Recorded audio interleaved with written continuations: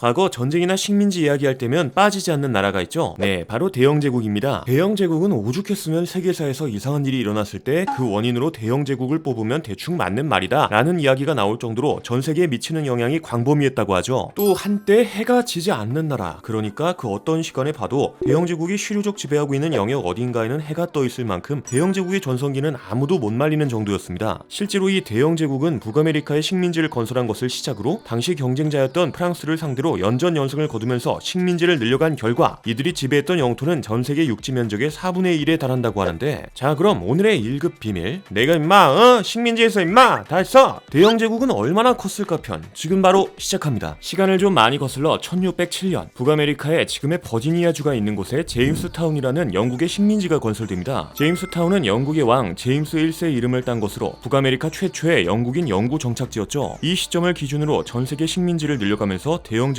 서막을 알리게 되는데요. 북아메리카와 중앙아메리카 지역뿐만이 아닌 서인도제도 인도까지 식민지를 점점 늘려갔기 때문이었죠. 하지만 당시 식민지를 늘리고 있던 나라는 영국뿐만이 아니었습니다. 남아메리카를 식민지로 두었던 무적 함대 스페인, 영국이 제임스타운을 건설하기 이전부터 북아메리카 중부 지역을 개척해 놓았던 프랑스가 있었죠. 뭐 영국 입장에서 남아메리카 지역에서 활동하던 스페인은 그렇다 치고 북아메리카의 넓은 땅을 가지고 있는 프랑스는 곱게 보일 리가 없잖아요. 결국 북아메리카라는 식민지를 두고 영국과 프랑스는 갈등이 발생하게 되었고, 이에 일환으로 1756년 7년 전쟁이 발발하게 되었죠. 프로이센 놈들 감히 우리 땅을 뺏어가? 안 되겠다. 야 프랑스, 이번만 좀 도와줘라.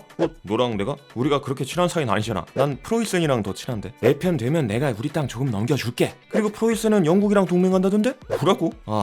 어쩔 수 없지. 오스트리아 프랑스 동맹 렛츠고. 뭐 이렇게 원래 오스트리아와 프로이센 사이의 분쟁이었던 전쟁이 영국과 프랑스의 식민지를 둘러싼 싸움이 되어버린 겁니다. 말 그대로 7년 동안이나 계속된 전쟁은 1763년 프로이센과 영국의 승리로 끝나게 되는데요. 이로 인해 영국은 북아메리카의 식민지를 획득하면서 프랑스와의 식민지 경쟁에서 한 발 앞서 나가게 되었죠. 그리고 7년 전쟁이 벌어진 시기에 영국이 먹은 또 다른 식민지가 있었습니다. 네, 앞에서 잠깐 언급되었던 인도. 1757년에 인도 벵골 지방은 영국에 큰 불만을 품고 있었습니다. 왜냐, 영국 동인도 회사랑 그 직원들이 밀무역으로 벵골 경제에 큰 타격을 주고 있다는 거야. 여기서 말씀드린 동인도 회사란 영국을 포함한 서구 열강들이 동양 진출을 목적으로 세운 회사거든요. 쉽게 말해 식민지 점거를 위한 전초기지로 활용하던 회사라는 건데, 특히 영국 동인도 회사는 인도에서 주로 활동하면서 경쟁자인 프랑스 동인도 회사와 심각한 대립 상태를 유지하고 있었습니다. 아무래도 긴장감이 극대화된 상황에서 극한의 대립이 유지되다 보니 7년 전쟁이 터진 이후 1년 뒤인 1757년 플라시 전투가 벌어지게 되었죠. 하지만 이 전투에서도 영국이 승리해버리네. 플라시 전투의 승리로 영국은 벵골의 지배권까지 먹게 됩니다. 그렇게 영국은 인도 식민화 작업에 들어갔고 1757년에 영국 동인도 회사령 인도라는 식민지가 만들어지죠. 와우, 영국 전투력 지리네. 이게 대영제국 클래스? 라고 생각하고 계신 분들이 많으실 텐데요. 프랑스를 이기면서 식민지 경쟁에서 누구보다 앞서 나갈 수 있었으니까. 하지만 아직 대영제국에도 어려움이 아예 없었던 것은 아니었거든요. 도대체 이게 무슨 일인가 하고 살펴봤더니 1775년에 미국이 우리는 이제 독립할 거야 라면서 독립전쟁을 일으켰기 때문이었죠. 7년 전쟁에서 승리한 영국은 미국 식민지 전체를 자기가 통제하려고 했는데요. 이를 위해서 식민지인이 인디언과 통상할 수 없게 하고 서쪽으로의 이주를 금지하는 등의 정책을 펼쳤습니다. 뭐 이것만 해도 식민지에 거주하는 사람들에게 불만이 생길 수밖에 없잖아요. 그러나 영국은 선을 제대로 넘어버립니다. 아니, 식민지에서 각종 세금을 거두기 시작한 거야. 설탕조례, 인지조례 등 각종 명목으로 세금을 부과하기 시작하자 북아메리카 식민지에서는 상인, 목사, 변호사 등 모두가 나서서 세금에 반대했죠. 식민지에 지나친 간섭이 계속되자 식민지인들은 보스턴에서 동인도 회사 선박을 습격하고 차를 바다로 버리는 보스턴 차 사건을 일으켰습니다. 하지만 영국은 오히려 식민지를 더욱 탄압했고 이것은 독립전쟁의 계기가 되었죠. 영국은 독립을 막기 위해 싸웠지만 식민지군의 독립을 향한 열망을 막기는 어려웠는데요. 게다가 프랑스가 영국을 엿먹이고 식민지 쟁탈전에서 우위를 점하기 위해서 식민지군을 도왔습니다. 이로 인해 전쟁을 감당하기 힘들어진 영국은 1783년 파리 조약을 맺어 미국의 독립을 승인했죠. 이렇게 떡잎부터 남달랐던 미국에게 패배한 영국은 기세가 좀 꺾였나 싶었지만 얼마 지나지 않아 영국은 아직 나 안 죽었다 라는 모습을 보여주었습니다. 먼저 1799년 브리메르 쿠데타를 일으켜 정권을 장악한 프랑스의 나폴레옹은 1802년에 영국, 네덜란드 등과 아미엥 조약이라는 평화 조약을 맺었지만 나폴레옹은 스위스, 이탈리아 등에서 계속해서 정치적인 영향력을 행사했죠. 영국은 평화 조약 기간에도 다른 나라에 영향력을 행사하는 모습을 두고만 볼 수 없었고 1803년 영국이 아미엥 조약을 깨고 프랑스에 선전포고를 하게 되었죠. 보통 이 시기를 나폴레옹 전쟁의 시작이라고 보고 있습니다. 영국과 프랑스를 포함해 유럽 전역이 참여한 나폴레옹 전쟁 전쟁은 1815년까지 지속되었는데요. 1815년에 나폴레옹은 12만 5천 명의 프랑스군을 이끌고 9만 5천 명의 영국군과 12만 명의 프로이센군을 격파하기로 결심했죠. 그렇게 시작된 워털로 전투에서 프랑스는 프로이센을 격퇴하고 영국군과 싸웁니다. 전투는 프랑스군의 승리로 끝나나 싶었지만 영국은 이게 대영 제국의 저력이다 라면서 끈질기게 버텼고, 그 사이에 퇴각했던 프로이센군이 돌아오면서 프랑스는 처참한 패배를 맞이하죠. 이로 인해 영국은 다시 한번 프랑스를 물리치면서 클라스를 입증할 수 있었습니다. 그리고 경쟁자를 제압했던 대영 제국에는 본격적인 전성기가 펼쳐지게 되었죠. 바로 팍스 브리타니카. 여기서 말씀드린 팍스 브리타니카는 영국에 의해 세계 질서와 평화가 유지된다, 뭐 이런 뜻이라고 하거든요. 나폴레옹 전쟁이 끝난 이후 유럽은 승승장구했습니다. 증기선이 보급되면서 돛 달고 바람 언제 부나 하고 기다리던 기존의 배와는 다르게 증기선은 연료만 있으면 언제든지 먼 거리도 쉽게 이동할 수 있었죠. 이건 영국이 전 세계에 있는 자기 식민지들을 쉽게 관리할 수 있게 해주었습니다. 게다가 이때 전신 같은 새로운 기술들이 쏟아져 나오면서 영국은 전 세계에 영향력을 행사하는 것이 가능해졌죠. 1815년부터 시작된 대영 제국의 전성기는 1914년까지 100년이나 계속되었는데요. 그렇다면 도대체 이때 영국이 얼마나 잘 나갔느냐? 당시 대영 제국이 지배하던 땅만 봐도 어마무시하다고 하죠. 1920년을 기준으로 대영 제국의 모든 식민지를 포함한 크기는 무려 3,550만 제곱킬로미터. 도대체 이게 얼마나 넓은지 감이 잘 안 오실 분들을 위해 설명해드리자면 우리나라의 면적이 약 10만 제곱킬로미터라고 하거든요. 오마이갓, 대영 제국이 우리나라보다 무려 355배나 크다는 거야. 게다가 한반도의 면적이 약 22만 제곱킬로미터라고 하니 대영 제국의 전성기 면적은 한반도보다 161배나 넓다는 소리죠. 아니 진짜 존나 크네. 근데 우리나라 땅이랑 비교해서 그런 거 아니야? 우리나라 땅이 좁긴 하잖아 라고 생각하고 계신 분이 있으실 것 같은데요. 그러나 현재 전 세계에서 가장 넓은 땅을 갖고 있는 러시아와 비교해도 대영 제국의 크기는 압도적이라고 하네. 러시아의 면적은 약 1710만 제곱킬로미터. 그러니까 대영 제국의 크기는 러시아보다 2배 이상 크다는 소리입니다. 뭐 애초에 3,550만 제곱킬로미터라고 하면 전 세계 육지 면적의 4분의 1이라고 하니 말 다 한 거지. 아무래도 대영 제국은 상상을 초월할 만큼의 거대한 땅덩어리를 가지고 있다 보니 이른바 해가 지지 않는 나라라는 별명으로 불렸는데요. 왜냐? 그 어떤 시간에 봐도 대영 제국이 실효적 지배하고 있는 영역 어딘가에는 해가 떠 있었으니까.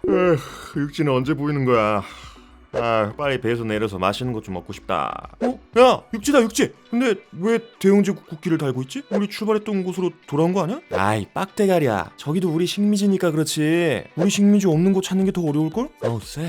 이것이 대영제국 클래스? 진짜 가슴이 웅장해진다. 뭐 이런 식으로 식민지 한 바퀴 돌면 그대로 지구 한 바퀴가 될 정도였죠. 그런데 지금 영국 땅을 보면 이런 장대한 느낌을 받을 수 없잖아요. 아니 현재 영국 면적은 약 24만 제곱킬로미터로 한반도보다 약간 큰 수준이니까. 그렇다면 도대체 무슨 일이 있었길래 현재 영국은 저런 작은 땅밖에 남지 않게 되었느냐? 먼저 영국의 몰락에는 내부적인 원인도 있었는데요. 당시 전 세계는 자유무역으로 인해 치열한 경쟁을 벌이고 있었습니다. 영국의 기업가들은 해외에 공장을 세우거나 금융산업에 집중했는데 이건 영국 본토의 인력 유출과 교육 수준의 저하 등을 초래했죠. 결국 영국은 가격과 품질의 우위를 점점 잃어버리고 고전하기 시작합니다. 그렇게 영국은 갈수록 재원을 확보하기 어려워졌죠. 게다가 당시 영국은 거대한 토지를 소유한 귀족 중심 사회였거든요. 그러다 보니 귀족이 스스로 재원 조달을 위한 세금 개혁을 하기도 어려워. 이런 상황에서 1908년 영국 재무부 장관에 취임한 데이비드 로이드 조지는 민중 예산에 의한 사회 개혁을 시도했습니다. 하지만 로이드 조지의 시도는 뜻밖의 벽을 만났죠. 바로 제1차 세계대전. 1914년에 시작된 제1차 세계대전은 대영 제국의 본격적인 몰락을 가져옵니다. 제1차 세계대전 당시 영국은 승리를 거두었지만 문제는 영국의 피해도 심각했다는 거였죠. 영국군은 무려 약 90만 명이라는 어마무시한 사망자를 기록했고 전장이 되었던 영국 영토는 폐허가 되었는데요. 영국은 최대한 아무렇지도 않은 척하면서 이 악물고 버텼죠. 그러나 누가 봐도 영국은 살짝 건들면 죽을 것처럼 보였습니다. 이때 아일랜드는 영국에 대한 불만이 큰 상태였는데 그 이유는 1916년에 몇몇 아일랜드인들이 무장 항쟁을 일으켰을 때 영국이 무차별 사격과 함께 무고한 사람들을 희생시켰기 때문입니다. 이런 상황에서 영국이 피 줄줄 흘리는 모습이 아일랜드 눈에 훤히 보이네. 아일랜드는 이 기회를 놓치지 않고 1919년에 아일랜드 독립전쟁을 일으킵니다. 아일랜드 공화국군은 게릴라전을 통해 영국을 뒤흔들었죠. 영국은 경찰 조직 등을 동원해서 대응했지만 큰 효과는 없었고 더 이상 전쟁을 하는 것은 무리다 라고 판단하는데요. 그 결과 1921년 영국은 휴전협정을 제안하고 런던에서 휴전협약이 맺어집니다. 그리고 1922년 아일랜드 자유국을 성립하죠. 이렇게 영국은 아일랜드 땅을 내어주게 되었습니다. 그런데 영국의 반기를 든 건 아일랜드뿐만이 아니야. 먼저 1919년에 영국은 식민 통치에 저항하는 인도 사람들을 탄압하는 롤라트법을 만듭니다. 인도인들은 롤라트법에 반대하면서 인도 북부의 암리차르에서 시위를 벌였는데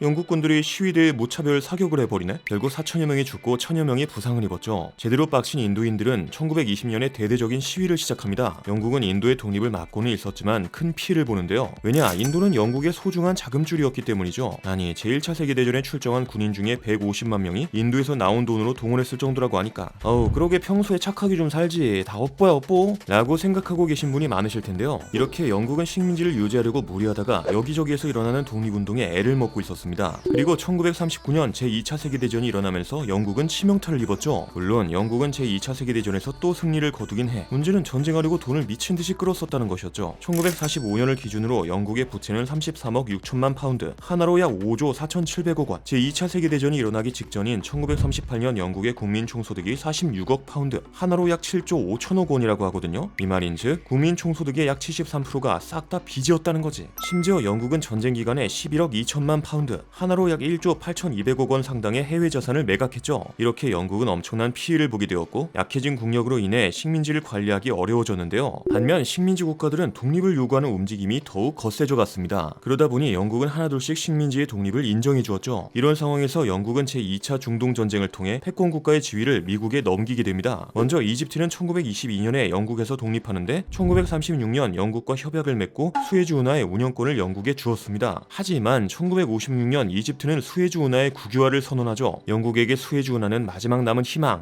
이런 거였거든요. 이제까지 수에즈 운하를 통해서 온갖 물건을 교육하고 다녔으니까 만약 수에즈 운하가 넘어가면 영국은 진짜 힘든 상황을 맞이할 게 뻔해. 이로 인해 영국은 피 철철 흘리는 몸을 이끌고 프랑스, 이스라엘과 함께 이집트와 맞서 싸울 계획을 세우죠. 하지만 두 차례의 세계대전을 겪으며 새로운 패권 국가로 등장한 미국이 이걸 가만히 보고 있을 리가 없지. 미국은 이익을 위해 국제도덕을 무시한 영국에게 진짜 패권국의 클래스를 보여줍니다. 미국은 뉴욕 시장에서 투매를 통해 파운드와 가치를 나락으로 보내버렸고 석유 제재까지 가했죠. 심지어 항공모함까지 파견해서 영국과 프랑스의 무력 시위까지 하네. 결국 영국은 아무것도 못해보고 투항할 수밖에 없었는데요. 이렇게 영국은 미국에게 패권국의 위치를 넘겨주었죠. 이후 대영제국은 1997년 중국의 홍콩을 반환하면서 완전히 끝나게 되었습니다. 참, 세계에서 가장 큰 국가도 몰락하는 것을 보니 세상 일은 어떻게 될지 모르겠는 것 같네요. 자, 그럼 전 세계 영토의 4분의 1을 차지한 국가가 있었다는 사실에 놀라면서 오늘의 1급 비밀 마치도록 하겠습니다. 다음에 또 다른 이야기를 담은 서류 1급 비밀 파일을 들고 다시 찾아오도록 하겠습니다. 감사합니다.